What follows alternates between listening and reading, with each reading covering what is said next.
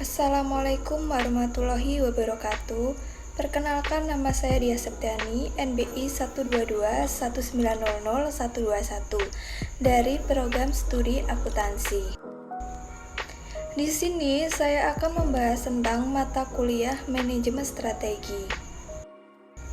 Yang akan kita bahas di mata kuliah ini adalah tentang membangun strategi kerjasama dalam bisnis. Tidak diragukan lagi bahwa semua organisasi bisnis menginginkan adanya kesuksesan serta dapat mengungguli pesaing-pesaingnya, sehingga hal tersebut menuntut mereka untuk menggunakan berbagai macam cara dan upaya agar tujuannya terpenuhi. Salah satunya adalah dengan merencanakan dan menyusun strategi bisnis yang jitu agar dapat menguasai pasar. Hingga saat ini, banyak strategi bisnis yang telah tercipta dan dijadikan sebagai dasar oleh para pimpinan perusahaan dalam menjalankan bisnisnya. Akan tetapi, di era global seperti saat ini, akan terasa sulit apabila sebuah perusahaan bertahan menghadapi persaingan yang sangat ketat, terutama bagi perusahaan yang tidak terlalu besar dan mempunyai modal terbatas. Globalisasi ekonomi meningkatkan jalinan kerja sama antar pelaku ekonomi di berbagai kawasan. Bersaing dan saling mematikan makin lama makin ditinggalkan. Untuk bersaing dalam arena global, siapapun tidak dapat menanggung biaya tetap yang sedemikian besar. Biaya dan resiko untuk mendirikan jaringan distribusi, logistik, manufaktur, penjualan, dan lead bank di setiap pasar di seluruh dunia akan menjadi sangat besar bila ditanggung sendiri. Selain itu, dibutuhkan waktu untuk membangun keahlian karyawan sendiri dan membina hubungan baik dengan pemasok. Pada gilirannya, akan diperlukan mitra bisnis atau partner, dan hal tersebut akan meningkatkan mekanisme keuntungan. Kerjasama dalam bentuk aliansi strategis akan membawa banyak manfaat bagi perusahaan. Pengertian strategi aliansi. Aliansi dapat diterjemahkan sebagai persekutuan. Dalam bisnis, aliansi diartikan persekutuan antara dua perusahaan atau lebih. Strategi aliansi adalah suatu kegiatan di mana pihak yang berkepentingan memiliki suatu interest di masa yang akan datang. Maka dengan menyumbangkan sumber daya dan keunggulan kompetitif yang dimiliki pada hal baru, akan menghasilkan suatu nilai baru.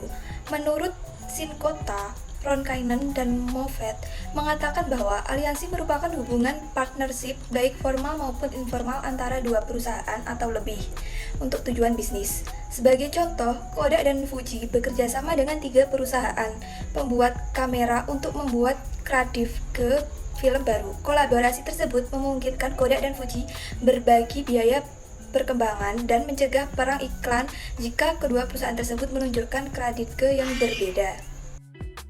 Berkaitan dengan budaya antar perusahaan, ada 3 faktor yang harus dipenuhi agar strategi aliansi berhasil, yaitu 1. Masing-masing pihak harus mempunyai budaya yang kuat.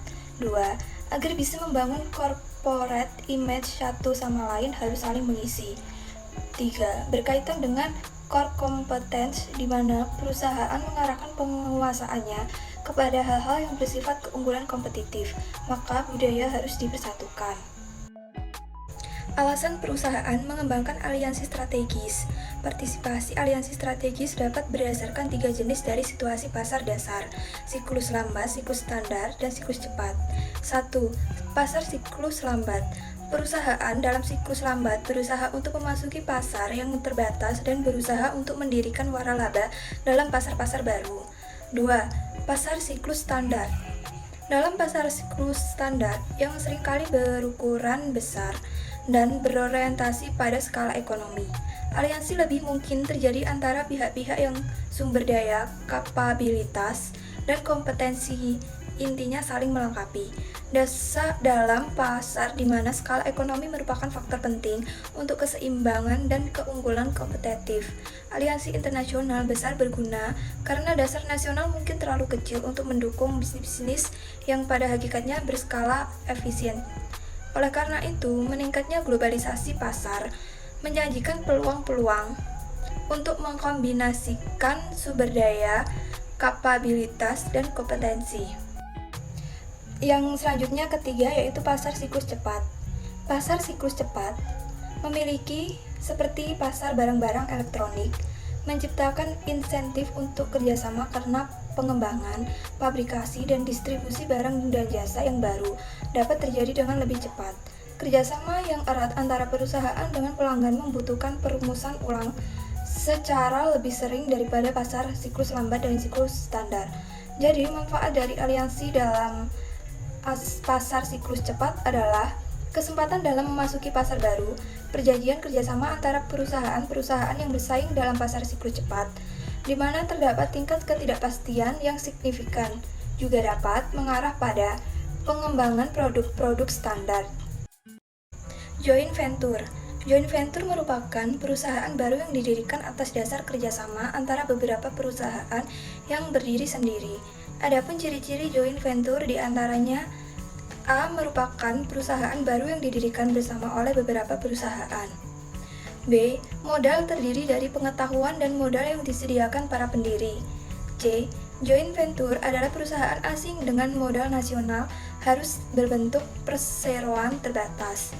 Tak jarang, 2 atau lebih perusahaan yang menjadi sponsor tersebut membentuk sebuah organisasi terpisah dan menjadi pemilik ekuitas bersama dalam entitas yang baru itu.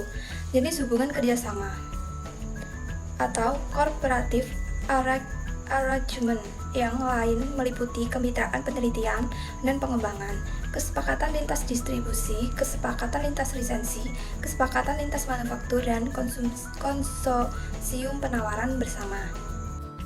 Akuisisi atau merger.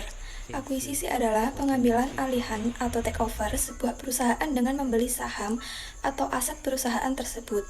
Perusahaan yang dibeli tetap ada. Sedangkan merger adalah penggabungan dua perusahaan menjadi satu, di mana perusahaan yang merger mengambil atau membeli semua aset dan liabilities perusahaan yang dimerger. Dengan begitu, perusahaan yang memerger memiliki paling tidak 50% saham, dan perusahaan yang dimerger berhenti beroperasi dan pemegang sahamnya menerima sejumlah uang tunai atau saham di perusahaan yang baru. Definisi merger yang lain yaitu sebagai penyerapan dari suatu perusahaan oleh perusahaan yang lain. Dalam hal ini, perusahaan yang membeli akan melanjutkan nama dan identitasnya. Perusahaan pembeli juga akan mengambil baik aset maupun kewajiban perusahaan yang dibeli. Setelah merger, perusahaan yang dibeli akan kehilangan atau berhenti beroperasi. Akuisisi dapat menjadi cara terbaik dalam memasuki pasar baru atau bisnis baru, atau memperbaiki posisi persaingan dalam bisnis yang sudah ada. Kesenjangan kinerja dalam pertumbuhan dan perolehan penghasilan dapat diselesaikan melalui akuisisi.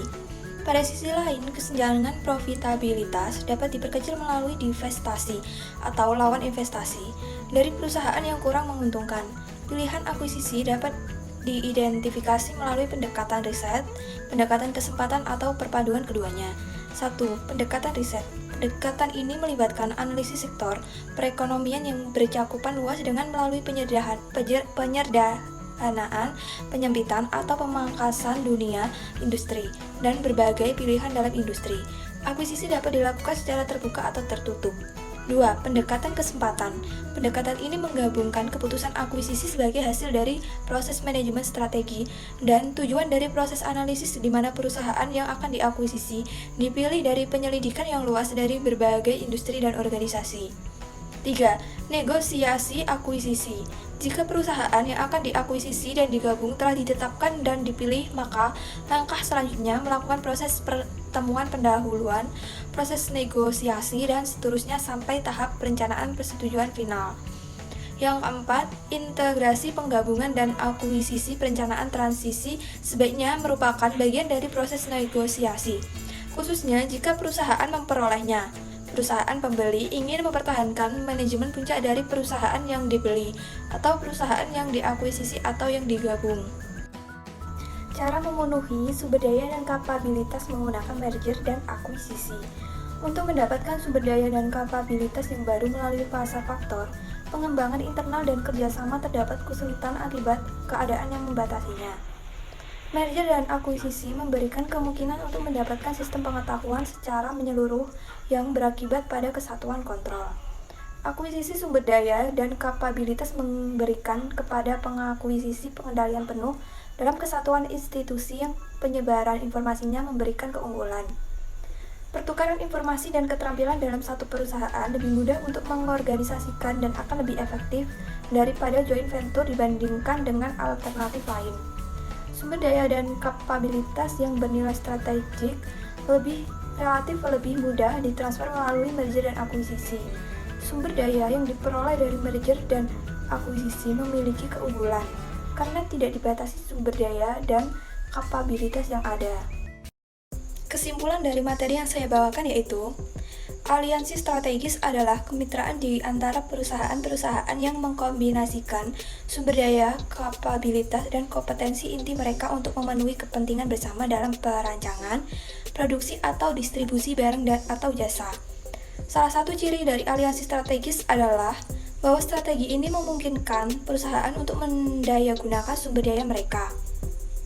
Penting bagi suatu perusahaan untuk mendayagunakan sumber dayanya untuk mencapai tujuan.